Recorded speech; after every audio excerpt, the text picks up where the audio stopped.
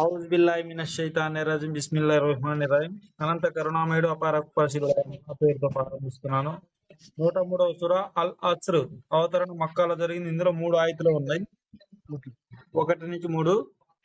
కాలం సాక్షిగా నిస్సందేహంగా మానవుడు పెద్ద నష్టానికి గురి అయి ఉన్నాడు. విశ్వసించి సత్కార్యాలు చేస్తూ ఉండేవారు ఒకరికొకరు సత్యోపదేశం సహనబోధ చేసుకునేవారు తప్ప. కాలం సాక్షిగా నిస్సందేహంగా మానవుడు పెద్ద నష్టానికి గురి అయి ఉన్నాడు. విశ్వసించి సత్కార్యాలు చేస్తూ ఉండేవారు ఒకరికొకరు సత్యోపదేశం సహనబోధ చేసుకునేవారు తప్ప. ఇందులో ఒకటి అది ఉంది. దాంతో పాటు కాలం సాక్షిగా అనే దానికి కాలం అంటే భూతకాలం కూడా, వర్తమానం కాలం కూడా. కాలం సాక్షిగా అంటే గడిచిపోయిన చరిత్ర, గడుస్తున్న చరిత్ర రెండు ముందు చెప్పబోయే విషయం సత్యమని సాక్ష్యం ఇస్తున్నాయి. నిస్సందేహంగా మానవుడు పెద్ద నష్టానికి గురై ఉన్నాడు. విశ్వసించి సత్కార్యాలు చేస్తూ ఉండేవారు ఒకరికొకరు సత్యోపదేశం సహనబోధ చేసుకునేవారు తప్ప.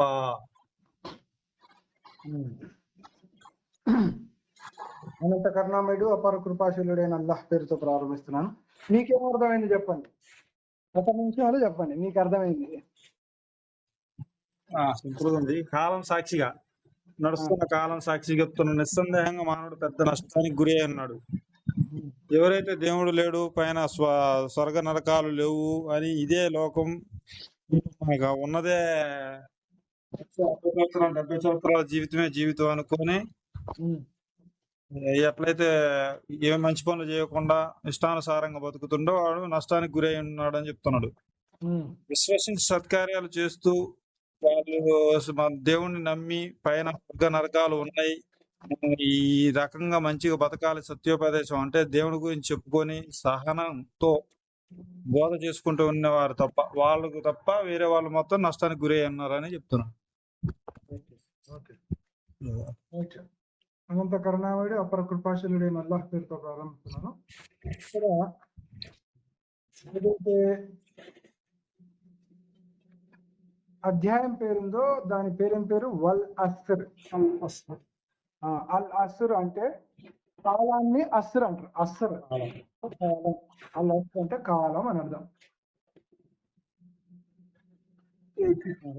ఈ అధ్యాయంలో మానవుడి యొక్క స్థితిని, అతనికి రేపు ప్రళయ దినాన జరగబోయే పరిస్థితుల గురించి ఇక్కడ వివరించాడు. ఇందులో మొత్తం 3 వాక్యాలు ఉన్నాయి. ఇది మక్కాలో అవతరించింది. ఇక్కడ చూసినట్లయితే కాలం సాక్షిగా అంటే అర్థం ఏంటిదంటే సృష్టికర్త ఏదైతే విషయాన్ని ముందు చెప్పబోతున్నాడో దానికి ఇది సాక్ష్యం అని అర్థం. అంటే ఇప్పుడు మనం ఎవరికైనా ఏదైనా విషయం చెప్పేటప్పుడు అతనికి నమ్మకం కలగటానికి, అరే నీకు నమ్మకం లేకపోతే కావాలంటే వాడిని అడుగు అని అంటాం. ఫలానో నడుగు అని రుజువు చూపిస్తాం, ఆధారం చూపిస్తాం, కోర్టుల్లో సాక్ష్యాలు ప్రవేశపెడతాం. అట్లా ఇక్కడ సృష్టికర్త అల్లా కూడా ఒక గొప్ప సత్యాన్ని, విశ్వ సత్యాన్ని చెప్పబోయే ముందు కాలాన్ని సాక్ష్యంగా పెట్టిండు. మీకు నమ్మకం లేదా, కావాలంటే ఆ కాలాన్ని చూడండి అని. కాలం అంటే అది గడిచిపోయిన కాలం కావచ్చు, గడుస్తున్న కాలం కావచ్చు, రాబోయే కాలం కూడా కావచ్చు. అంటే భూతకాలం, వర్తమాన కాలం, భవిష్యత్ కాలం ఏదైనా కావచ్చు. ఈ 3 రకాల కాలాలను మీరు పరిశీలించండి. ఇప్పుడు చెప్పబోయే విషయం నిజం, సత్యం అని మీకే అర్థమవుతుంది అని అల్లా అంటున్నాడు. మరి ఆ విషయం ఏంటిదంటే మానవుడు పెద్ద నష్టానికి గురై ఉన్నాడు. మానవుడు భారీ నష్టంలో ఉన్నాడు, అంటే గొప్ప ప్రమాదంలో ఉన్నాడు. ఏంటిది ఆ ప్రమాదం అంటే, ఒకవేళ మనిషి గనక ఇహలోకంలో సృష్టికర్త గురించి, సృష్టికర్తకు ఇష్టమైన జీవన విధానం గురించి, మరణానంతరం మరొక జీవితం ఉంది అనే విషయం గురించి గనక తెలుసుకోకుండానే ఈ జీవితమే శాశ్వత జీవితం అని అపోహపడి, భ్రమపడి, ఇక్కడ జీవితంలోనే సంపాదించుకోవటంలోనే గనక లీనమైపోతే అతడు భారీ నష్టానికి గురైనట్లే. ఎందుకంటే ఈ ఇహలోక జీవితం ఏదైతే ఉందో అది కొన్ని సంవత్సరాల జీవితం మాత్రమే. కానీ పరలోక జీవితం అనేది శాశ్వతమైనది, కోటాను కోట్ల సంవత్సరాల జీవితం. ఒకవేళ తెలివి గల్లవాడు ఇక్కడ నష్టపోయినా పర్వాలేదు, కానీ కోటాను కోట్ల సంవత్సరాల జీవితంలో నష్టపోవటాన్నే అతడు నష్టంగా భావిస్తాడు. అందుకోసమే అల్లా ఏమంటున్నాడంటే, అతడు గనక నిర్లక్ష్యం వహించినట్లయితే అతడు నష్టానికి గురైనట్లే అంటున్నాడు. మరి ఆ నష్టం నుంచి మనిషి తప్పించుకోవాలంటే అతనిలో 4 గుణగణాలు ఉండాలి. విశ్వసించడం, మొదటి ఆ భారీ నష్టం నుంచి తనను తాను, ఏ మానవుడైనా సరే రేపు మరణానంతరం సంభవించబోయే పెద్ద నష్టం నుంచి తప్పించుకోవాలంటే అతడిలో 4 గుణగణాలు ఉండాలి. మొదటిది ఏంటిది? విశ్వసించడం. ఈమాన్ తేవడం అంటాం. విశ్వసించాలి. ఏమని విశ్వసించాలి అంటే, ఈ మొత్తం జగత్తుకు, విశ్వానికి దేవుడు ఒక్కడే, ప్రభు ఒక్కడే, యజమాని ఒక్కడే, ఆరాధకుడు ఒక్కడే. ఆయనని మనం అరబీలో అల్లా అంటాం, తెలుగులో దేవుడు అంటాం, ఇంగ్లీష్లో గాడ్ అంటాం, ఉర్దూలో ఖుదా అంటాం, సంస్కృతంలో బ్రహ్మ అంటాం, ఈశ్వర్ అంటాం అని తెలుసుకోగలగాలి. బ్రహ్మ ఈశ్వర్ అనగానే ఆకారం రావద్దు. ఆ దేవుడికి ఆకారము, రూపము, శకల్ లేదు. అది అంటే రైట్, అవి పేర్లు రైట్. ఆ దేవుడు ఒక్కడే అని నమ్మాలి. ఆ దేవుడు ఈ మొత్తం విశ్వాన్ని సృష్టించాడు. ఆయనే మనకు ఉపాధి ప్రదాత. మనకి మంచి కలిగించడమైనా చెడు కలిగించడమైనా ఆయన అధీనంలోనే ఉంది. మనల్ని పుట్టించేవాడు, చావునిచ్చేవాడు ఆయనే అని నమ్మాలి. ఓకే రైట్, ఇది ఒకటి. రెండోది ఏంటిదంటే, మరణించిన తర్వాత మరొక జీవితం ఉంది. ఆ జీవితంలో మనకు స్వర్గం లేక నరకం లభిస్తుంది. అది దేని మీద ఆధారపడి ఉంటుందా అంటే, ఇహలోకంలో మనం చేసే కర్మల మీద ఆధారపడి ఉంటుందని నమ్మాలి. మూడోది ఏంటంటే, మానవులకు సన్మార్గం చూపడానికి దేవుడు దైవ ప్రవక్తలను నియమించాడు. ఆ ప్రవక్తలు చాలా మంది వచ్చారు. వారిలో చివరి ప్రవక్త ముహమ్మద్ ప్రవక్త అని నమ్మాలి.